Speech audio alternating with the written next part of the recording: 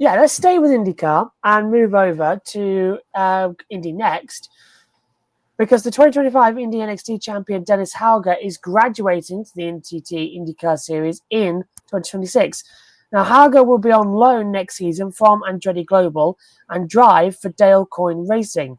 Now, during his championship winning season, he won 6 races, scored 5 additional podiums, 7 poles, led 301 laps, and earned 13 top 10s in 14 races. Now, Coyne will give Hauger his first laps in IndyCar during the off-season at Mid-Ohio as the team starts its new technical alliance with Andretti. Now, Hauger thanked Dale Coyne and the whole team for putting their trust in him for his rookie year and is looking forward to seeing some familiar faces from Andretti who've been a huge part of his success since making the switch from Formula 2, referred to courtesy of Dale Coyne Racing. Okay, we're starting with you on this one. How important is this for Dale Coyne's technical alliance with Andretti to be there for Hauger's development? And can the 22-year-old and the champion from 2025 push Marcus Ericsson for his Andretti seat in 2027 when the contracts come around? It's been really interesting to see how the infrastructure among IndyCar teams have changed over the years. They kind of shifted towards like a Formula One system where you have your main team, then you have like your junior team, and it seems like Dale Coyne Racing is becoming an Andretti junior team in this aspect because Team Penske has the technical alliance with AJ Foyt Racing, and then Chip Ganassi Racing. They picked up Meyer Shank Racing, who previously left for technical alliance with Andretti. So Andretti needed to have a partner to form a technical alliance with, and Dale Coyne Racing was right there, and obviously signed the deal, and now Dale Coyne is going to have access to a lot of Andretti engineers and data, and we all know that everybody in the paddock raves about their dampers program, which I'm sure Dale Coyne Racing will be really happy to have, and they'll be excited to have Andretti setups for the Indianapolis 500, especially qualifying as the Dale Coyne cars have made a home in the last row shootout, which I'm sure they would love to get out of. But I think this technical alliance is going to be huge for that entire organization, especially for Dennis Hauger. So like he's not going to a place where he's like out to sea and lost and struggle, as badly as Jacob Abel did in that car this year. So so reading the press release, he said he's going to have a lot of familiar people who already knows from Andretti, who's going to be over there with him at Dale Coyne Racing. So that should certainly help as well. And also, Andretti should elevate Dale Coyne Racing's performance as well, as we've seen, Foyt's performance elevated thanks to Penske and Meyer Shank's performance elevated thanks to Ganassi.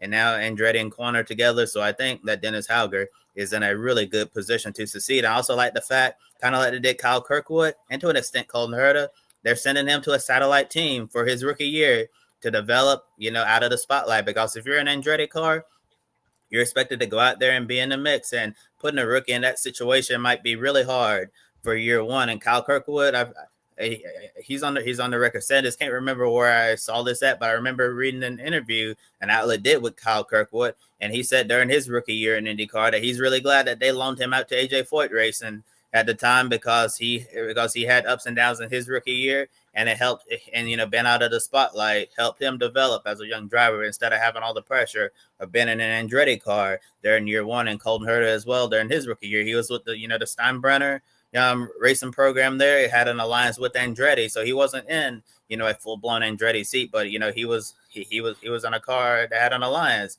with Andretti. And Colton Herta, he was obviously able to perform extremely well for a rookie, even won his third career race in the IndyCar Series, showing the potential that he had and why he's eventually landed, this test and development driver role with the Cadillac F1 team. And it seems like Andretti is following the same path here with Dennis Hauger to put him in this position. And the second part of the question you asked about Marcus Ericsson's seat, honestly, Josh, Matt, I think Marcus Ericsson is driving for his next job next year. I think unless Dennis Hauger struggles extremely badly and Marcus Ericsson sets the world on fire, I don't think there's no reason why you shouldn't expect to see Dennis Hauger in that number 28 Andretti Global Honda in 2027. I think if Dennis Hauger comes in and does a great job his his rookie year. I think that seat is his. I think Marcus Ericsson, in order for him to keep that seat, he's basically going to have to go up there and be at the top of the championship with Alex Palou and Pato O'Ward battling for the title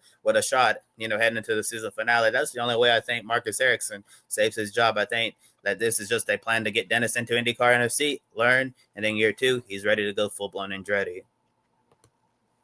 Yeah, great for Coyne to get this tie-up. And as you say, Toby, they'll really be keen to get their hands on Andretti data for the 500 because they have struggled there, as you said, over the last couple of years on the old last row shootout stuff with their former drivers. So that's big. I think a lot of people were perhaps a little bit skeptical on Hauger going to Indy Next from F2. It was a bit of a sort of sideways and slightly backward step for him, perhaps, but it's worked, hasn't it? He was superb all season this year and smashed the field a lot of the time to win the championship fairly at ease. So it's worked, and now he's got himself an IndyCar ride. This was, I'm sure, the Hauger plan for this year was to win the championship and get himself up into the big league, which he's done. And yeah, I think he is going to be putting Marcus Ericsson under some pressure.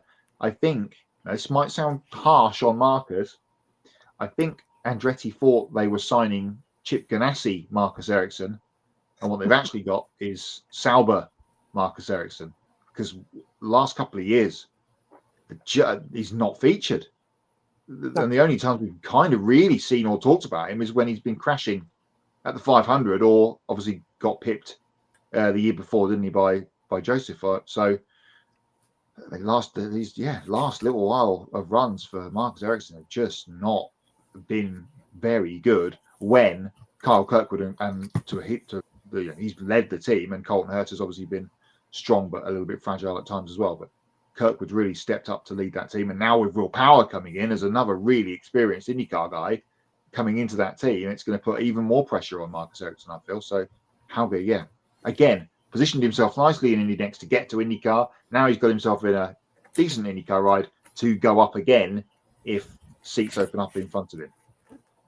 It's one of these things that keep on rotating with IndyCar that I'm just loving during this off season. It's never 100% known where we're going to be from one day to the next.